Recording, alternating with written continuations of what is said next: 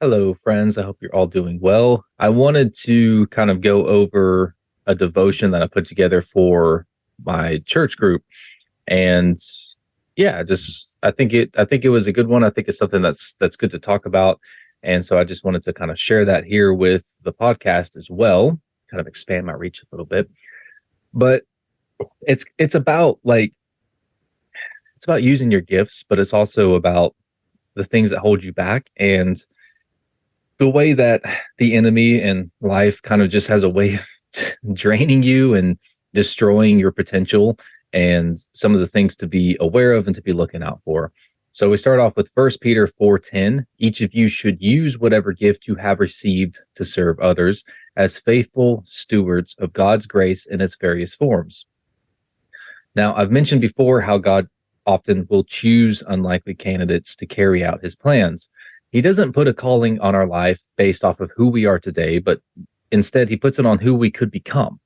Even though he's very much aware of our flaws, of our limitations, he sees our potential and he calls us anyway. Each of us is uniquely designed to play an important role in the kingdom, and through grace we are empowered to make a permanent impact on eternity. So there's a couple questions here or points of reflection that I have written down. What are the gifts and talents that God has given you to work with? So first one. And one thing I want to point out with that is a lot of times people look at like the gifts of the spirit. And while that's super important, there's also a lot of other things that God has gifted us with. We all have certain talents, we have certain aptitudes, things that we are inclined towards doing, things that we enjoy doing, right? I love performing. I love being on stage in front of people. I love entertaining people. I love educating people. I like something where I'm able to give to, how do I say this? Like where I can communicate to a large audience at once without having to get super involved in details, right? When it comes to like, hey, one on one, let's build this specific person up over the long term. That's not really where my gift lies. I like public speaking. I like talking to a lot of people at once. But when it comes time to like, let's really hammer things out with this one person, I can do that to an extent. It's not that I can't do it. It's just that that's not where my aptitudes are. Now, working as a coach over the last few years, I've learned to get better at that, right? But in terms of like, hey, this is the person that I'm living with, or working with, or whatever it is, like these are the people around me. It's like a lot of times I want to like prepare and go internal, like let's put this thing together and then present it all at once versus like let's just make my life an open book. I don't like that. Just be honest, like that's not where my gifts lie. It can be things like art. It can be things like and I mean we look at like let's say that you enjoy music and you have an aptitude for music, you're good at it. It doesn't mean that you only have to confine that particular gift towards like worship music and working in the church. If that's where your talent is, you should do it 100%. But also, there's other ways to communicate God's grace and to spread that message and to just be a good example of what a Christian looks like without having to say, well, I can sing really well, so I guess I'll sing in choir and that's it. Well, you can do a lot of other stuff with that. You can write your own music, you can play with people, you can gain like because like if you're a musician, you're going to be around people. If you're trying to start a band, you're going to be around people that might not otherwise have um a chance to meet God, right? Like you may be the only person that really develops a relationship with those people and really influences them, right? So like that may be their perception of Christians right there, because maybe they didn't have good examples when they were growing up, and they avoid people like that, right? It could also be just a matter of like, hey, you make music on social media or whatever it is. You get on TikTok and you write music that's actually uplifting and not about your internal struggles and how much pain you're in psychologically, which like yeah, that's a great way of expressing things. But when the music that everyone in the world is listening to is about like bad stuff that we deal with, like that brings the collective like frame of mind down quite a bit. So yeah, reflect on what are the talents that God's given you to work with. It doesn't just have to be specifically inside the church. It can be just things that you're good at, things that you can use to influence people for good. What's one way, at least one way, that you could use that gift to serve others? And I wrote, hint, it's probably something you already know you could do, but you've been avoiding. And then the last part is just because going off of that verse, what does it mean to be a faithful steward of God's grace? Steward, excuse me, I put a T in there. But what does it mean to steward something well, right? And I think that part of that is it comes down to just understanding that like you've been given this skill, this aptitude, this ability, you need to use it. You need to make it work. You need to apply it. And that doesn't mean that you have like, because there's a lot of things that I'm interested in, and I know I'm not alone in this. There's a lot of things that I could do. You do have to choose and narrow it down to some extent. You have to decide, okay, I have the potential for all sorts of things, but it's going to be unrealized potential if I don't really get disciplined and pick the things that I'm going to put consistent time and effort into. And I think that when you make those decisions, though, when you say like these are the things that are most important to me, I'm going to find a way to be good at them. I'm going to find a way to use them to bring light into other people's lives. Like that's a really powerful thing, right? Using it well, not abusing it, not like if you're again fantastic musician, right? But you use that to live the sex, drugs, rock and roll lifestyle, like that's not being a good steward of it. But neither is just sitting on it and not ever taking it out to people, never practicing or being I know some really phenomenal musicians, and it's like you could be famous.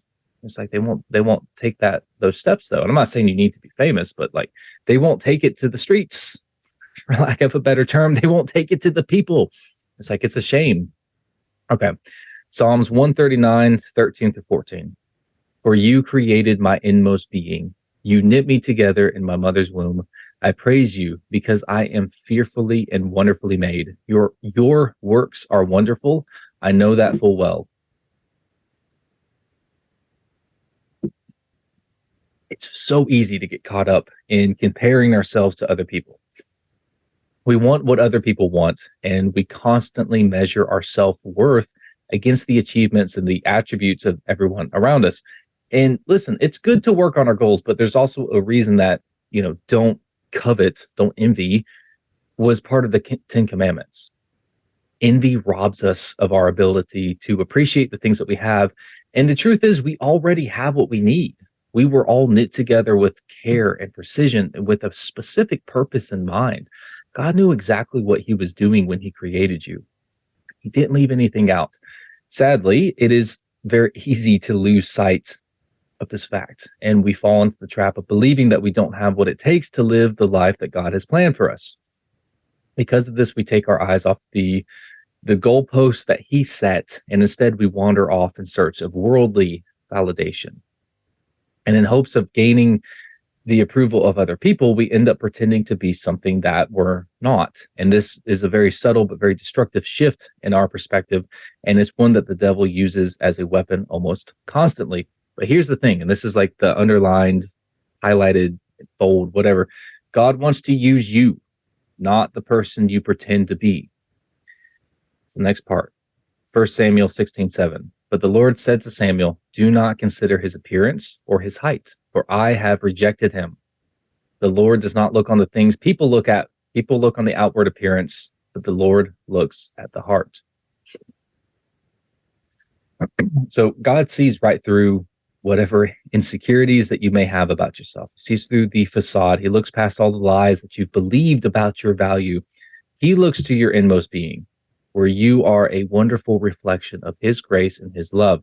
The gifts that you were born with are meant to be used, not stifled.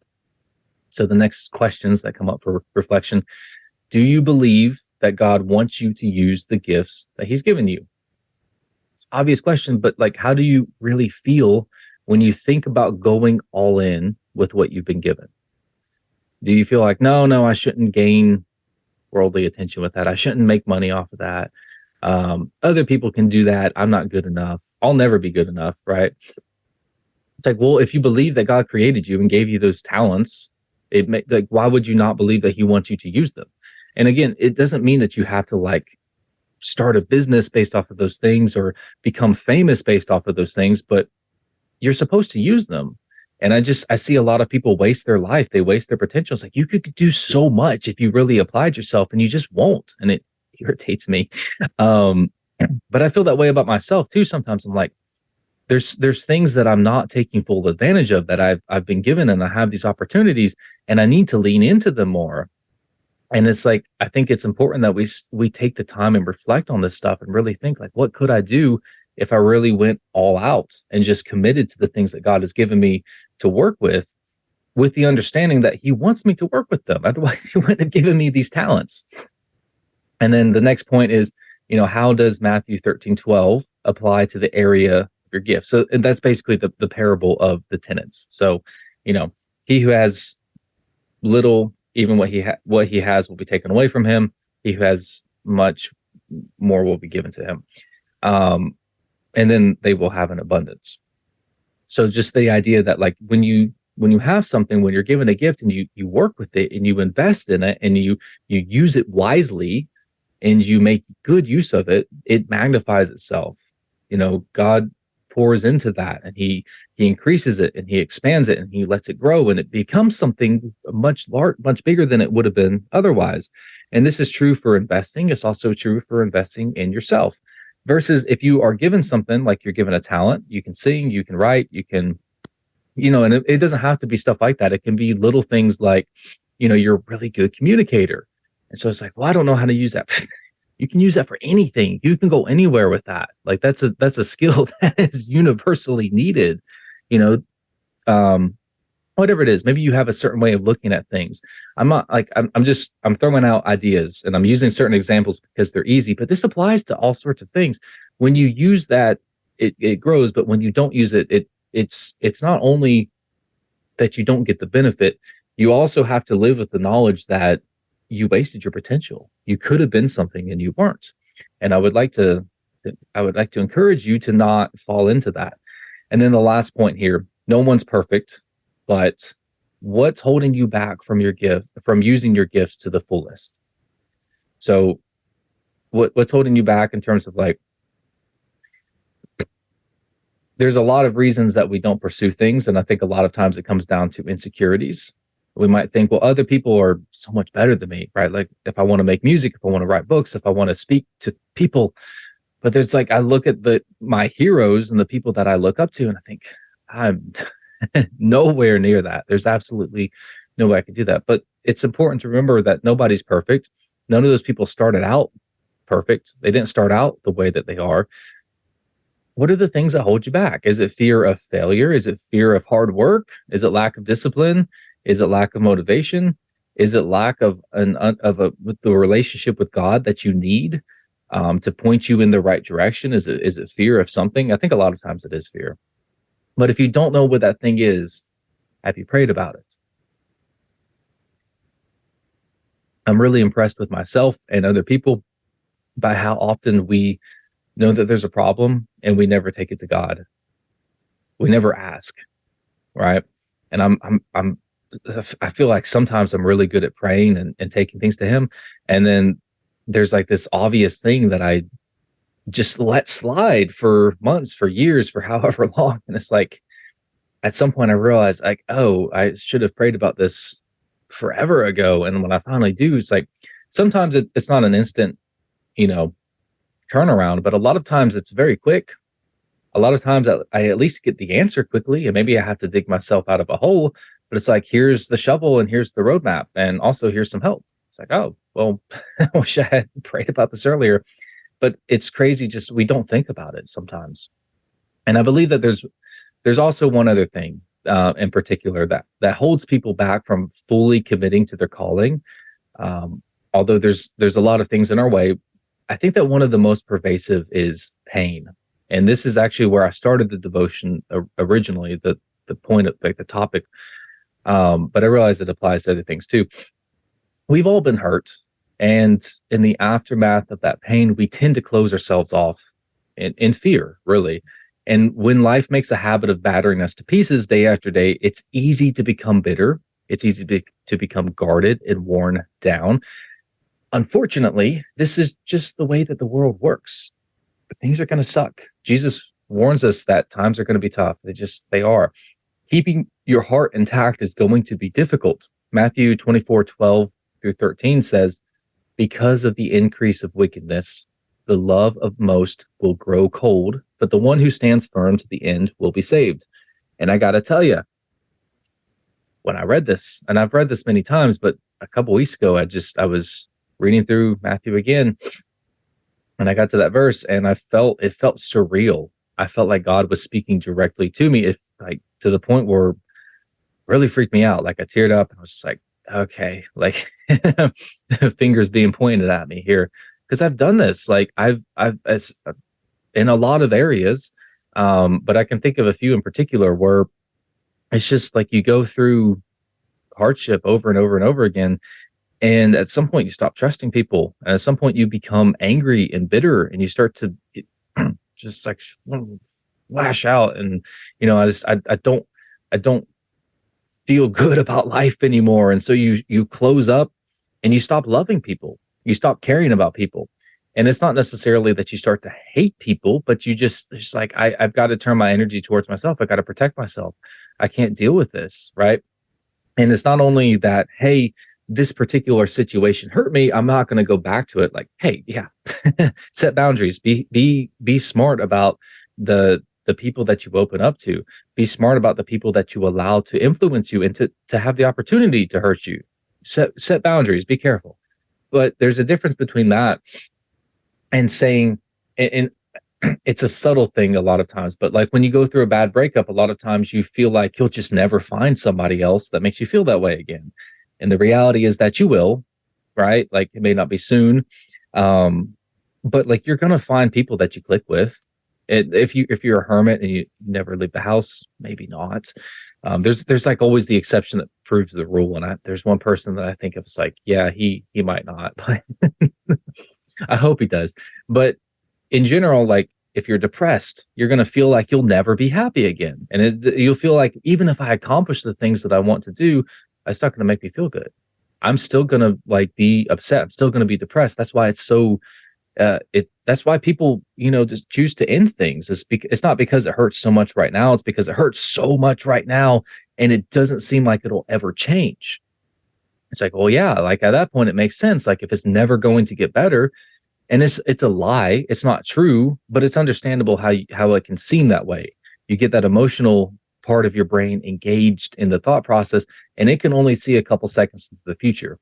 And so it may like imagine a long-term scenario, but it's still in the here and now. So it's still looking at that future idea from the current perspective.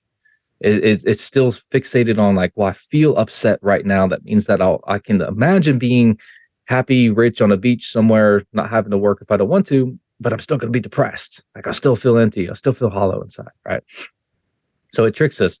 And it's that subtle shift of like, not only am I going through something really difficult right now, not only does this particular situation hurt, but all future situations are going to hurt. Everyone's going to hurt me. Everyone's going to betray me. Everyone's going to let me down. Everyone's going to attack me, accuse me. Everyone's going to make life difficult. And you stop wanting to love people. And like, what does that mean to love people? What does that mean for it to grow cold?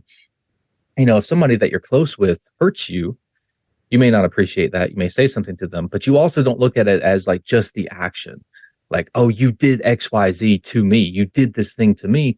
You also understand like the things that they're going through that led up to that decision. That doesn't make it okay for them to treat you badly, but you also kind of take a step back and it's like, that's not okay, but I see the you underneath all that, right? And I also see the situation that led to it. And I still love you underneath that. I still love the person that you are, beneath the surface, beneath all the external actions, the internal version of like who you really are. I love you and I care about you. And that doesn't mean that you accept the behavior, right? It just means that you're not personally offended by the thing. It means that you can still connect with that individual one to one without being distracted by the stuff that they're doing. And that's easier said than done, right? We still get distracted by those things, even with the ones that we're really close to. But I think like God's looking at us from the perspective that we're all equal. We're all the same. So it's like, but this person does these things. It's like, yes, but you also did those things. And God sees you in the same light. And it may not make sense because we're looking at it from our earthly perspective, but it's just the truth. Like we're all sinners. We've all fallen short of God's glory, and there's not gradations in that. There's not distinctions in that. Like, we're just all sinners. We're all even. So, but God sees past that. He sees the soul. He sees the spirit that's underneath all of it, and He loves that person. And He can, yeah. Anyway, getting distracted a little bit there, but the love of most will grow cold. I mean, because of the increase of wickedness. And you look around and you see like all the crazy stuff.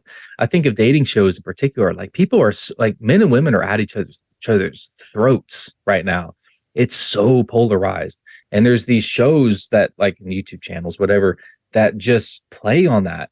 And they play on it and they're successful because everyone's been hurt in the dating world. Everyone's angry at the opposite sex. Everyone's like, to some extent, we're all a little bit bitter because we've all actually been through things that were not fair, and we've gotten hurt, and we have pain, we have trauma, we have things that we don't want to think about, things that we feel indignant about, right? And so when somebody comes along and says like, here's the like archetype of that person that hurt you, here's the epitome of everything that's wrong with dating in, modern times, like here's everything that like is frustrating about human nature itself, and here's the cultural aspect. And you look at that and you go, yeah, screw those people. Like, and it plays on that because it resonates with us, because we all feel it to some extent. If we didn't feel that way on some level, those shows wouldn't be popular. But the problem is, it's not just like, hey, here's what's wrong, let's work towards fixing it, right? We just get mad at one another. Instead of saying, like, as men, like, hey, here's all the things that women are doing that upset us, instead of saying, wow, they're under a lot of attack. Like, we're supposed to protect women, and they're under a lot of negative influence. We need to be trying to protect them. We need to be upset about this, right? Instead of saying that, we just say, oh, screw them. Like, we just get mad, a lot of times anyway. And, the opposite is true, I'm sure, of women. It's a little bit different. I'll be honest, I've never really watched content geared towards women's dating, so I can't speak to it the same way I can for men. But it's like, I know that it's there. I've encountered it. I've come across it. But the point here is that, like, you don't have to look very far to see examples of how wickedness, which, I mean, a lot of the stuff that happens is wrong. Like, I'm not saying like, well, just love each other. It's like, no, it is wrong. Like, it's not to say accept these behaviors, tolerate these ideologies. No, it's just understanding that the person underneath it still deserves love as much as you do, and Jesus loves them as much as you do. But yeah, like you see, like, wickedness, pain, greed, everything, like, it destroys people's potential. It causes us to feel unworthy of pursuing our dreams. It causes us to become bitter towards other people. And part of the issue with that is that we end up being reluctant to wanting to serve other people. Like, we just want to be selfish. It's like, hey, like, everyone's hurt me, nobody's cared about me, nobody's loved me, I'm just going to get mine, right? Instead of approaching other people and saying, I want to take this gift and I want to use it to serve other people the way that God wants me to. But how can we discover God's divine purpose for our lives when we've closed ourselves off to the love and service of other people? Because that's what the message is about. That's what the call is about, right? How often do you find yourself thinking, I can't stand other people, or I just want to get away from people? They're all idiots. They're so stupid. They're so annoying. Yes, they are. But when you make a habit of saying these things, words have power. Thoughts have power. When you indulge in those ideas, yeah, maybe people are frustrating, but what do you think that does to your ability to love and connect and to serve other people? You might say, well, they don't deserve it. Well, neither do you. But Jesus still chooses to love you. He still chose to serve people that don't deserve it, that didn't deserve it. It's not about what they deserve, because if it's about what we deserve, then, like, you're in a bit of trouble too, buddy. And I'm not, like, trying to say this in an accusational way. It's like a subtle thing. It's like, well, I do want to love people, but that guy just gets on my nerves. I'm just gonna go the other way. But I mean, it comes down to, what does God want?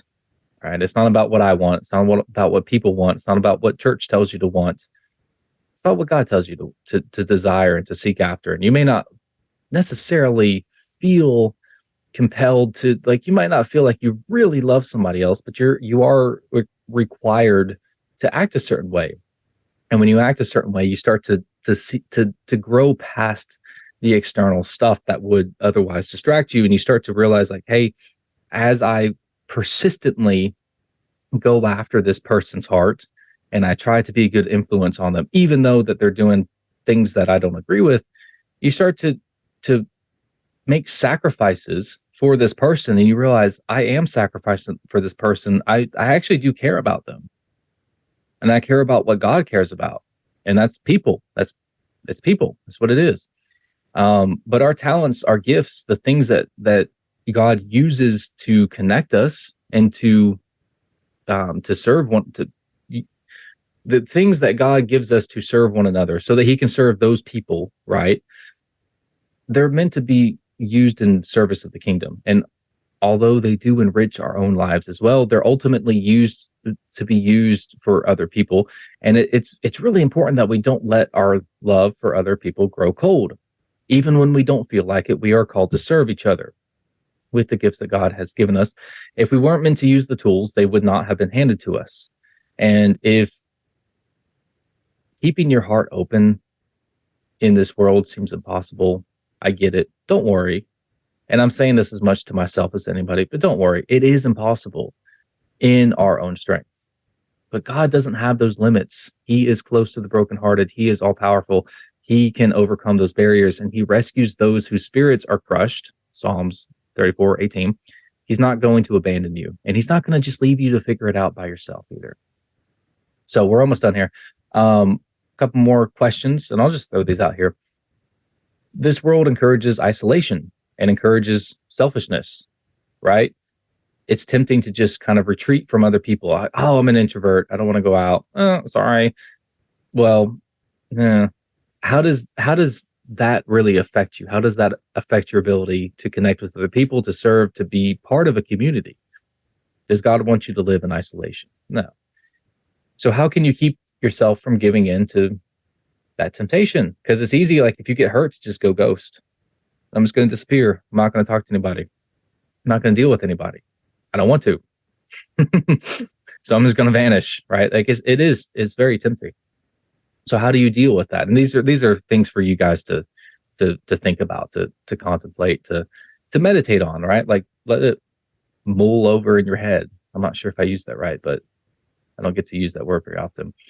How do you see the wickedness in the world affecting your ability to serve others, right? Like, again, obvious question, but if you don't take the time to think about it, like, how much of my insistence on doing things a certain way comes from fear, comes from pain, comes from past trauma? When you really start to think about it, you notice, like, does it make sense for me to keep doing this? Like, here's this habit I have. I tell myself I'm an introvert. I do whatever. And when I realize, it's like, this is because I've been hurt and I'm scared of being hurt again. Does it make sense to keep living that way?